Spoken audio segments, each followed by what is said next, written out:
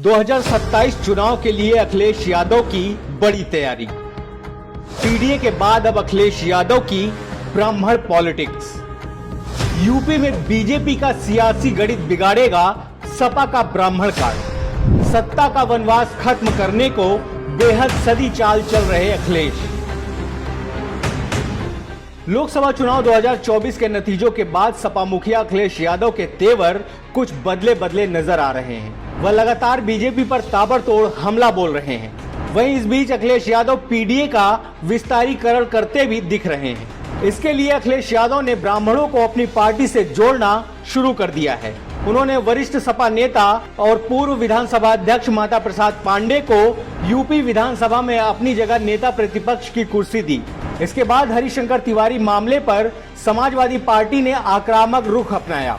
यही नहीं, आज पार्टी के संस्थापक सदस्यों में से एक जनेश्वर मिश्र की जयंती पर बड़े कार्यक्रम किए, जो ये दिखाता है कि अखिलेश यादव 2027 यूपी विधानसभा चुनाव से पहले बीजेपी के वोट बैंक को खिसकाने की कवायद में लग गए हैं।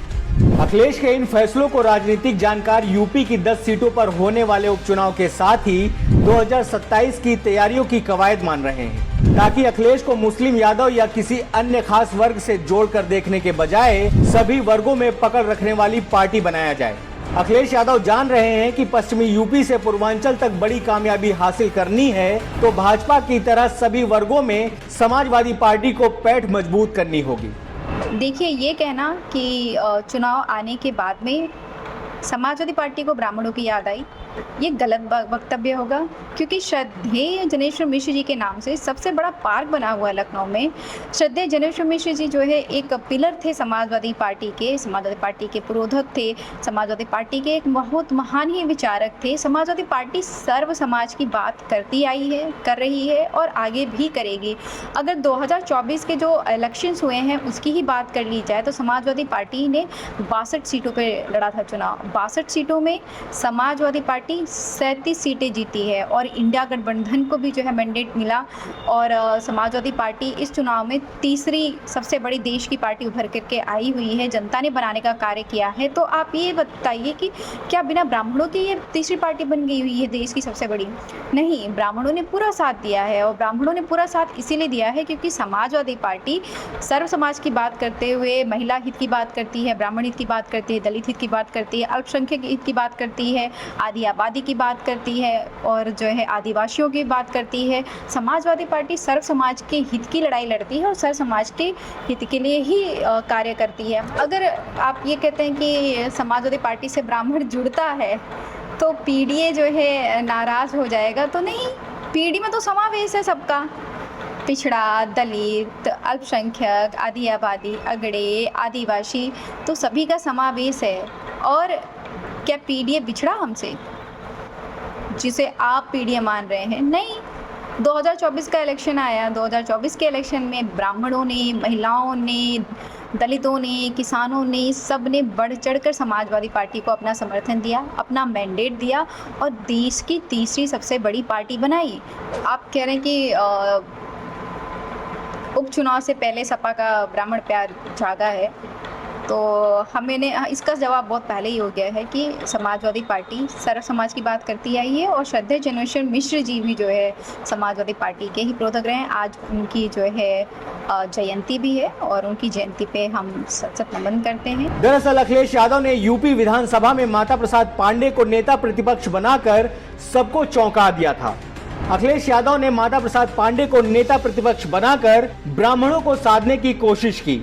इतना ही नहीं, पिछले दिनों पूर्वांचल के बड़े नेता रहे हरिशंकर तिवारी की प्रतिमा के लिए बनाए गए चबूतरे को ध्वस्त करने पर भड़क गए थे। अखिलेश यादव ने हरिशंकर तिवारी के जरिए योगी सरकार को भी घेरने की कोशिश की। अखिलेश यादव के ये कदम इसलिए चौंका रहे हैं क्योंकि सपा लोकसभा चुनाव के पहले ही पिछड़ा, दलित, अल्पसंख्यक यानी पीडीए के फॉर्मूले पर चल रही थी।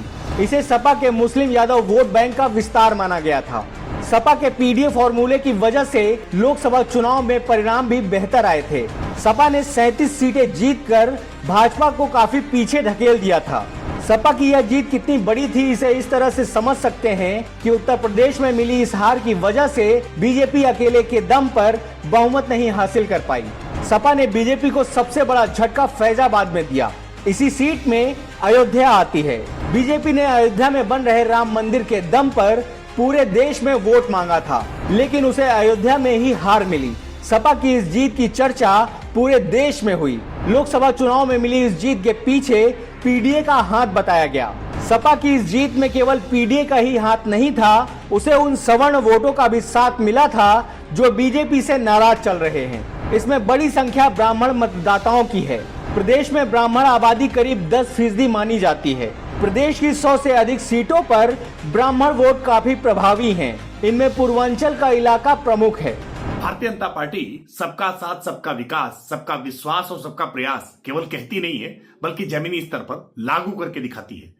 2014 के पहले उत्तर प्रदेश में जाति और मजहब की राजनीति हुआ करती थी, लेकिन भारतीय जनता पार्टी ने आकर के इस राजनीति को परिवर्तित करने का काम किया है और सबको साथ लेकर के चले हैं। इसलिए ब्राह्मण राजनीति, क्षत्रिय राजनीति, गुर्जर राजनीति, जाट राजनीति, दलित राजनीति, पिछड़ा राजनीति, ये विपक्ष के सिवूफे हैं। भारतीय जनता पार्टी के साथ तो सारा समाज साथ है।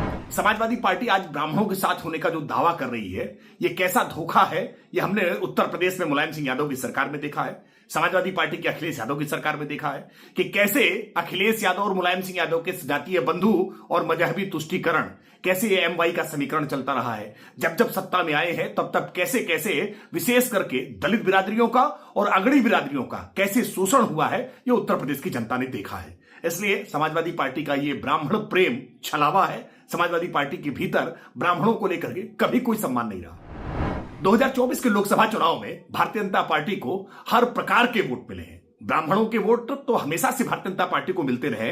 ब्राह्मण समाज का अगुआ है, बुद्धिजीवी है, पढ़ा लिखा है और भारतीय जनता पार्टी के साथ हमेशा से साथ रहा है। पंडित दीनदयाल उपाध्याय और श्याम प्रसाद मुखर्जी जी के समय से ही, जब से भारतीय जनता पार्टी प्रारंभ हुई, तब से ब्राह्मण बिरादरी हमेशा से भारतीय जनता पार्टी के साथ रही है। कितना भी बरगलावा देने की कोशिश करें, लेकिन ब्राह्मण समाज कभी भी भारतीय जनता पार्टी से अलग नहीं हुआ है। इसलिए क्योंकि भारतीय जनता पार्टी ने हमेशा देश और समाज की सोची है और ब्राह्मण समाज भी हमेशा जाति से ऊपर उठ करके सबके विकास की कल्पना करता है, सबके कल्याण की कल्पना करता है। उत्तर प्रदेश की राजनीति में ब्राह्मण समुदाय की राजनीतिक ताकत को नजरअंदाज कर पाना मुश्किल है। माना जाता है कि प्रदेश में 2007 में बनी मायावती की बहुमत की सरकार उनकी सोशल इंजीनियरिंग का कमाल था। इसमें ब्राह्मणों का योगदान ज्यादा था। इसके लिए सतीश मिश्र ने महत्वपूर्ण भूमिका निभाई थी। इस वजह से वो काफी समय तक मायावती के करीबी बने रहे। वहीं 2012 में समाजवादी पार्टी की सरकार और 2017 में बीजेपी की पूर्ण बहुमत की सरकार बनाने में भी ब्राह्मण समुदाय की भूमिका अहम थी।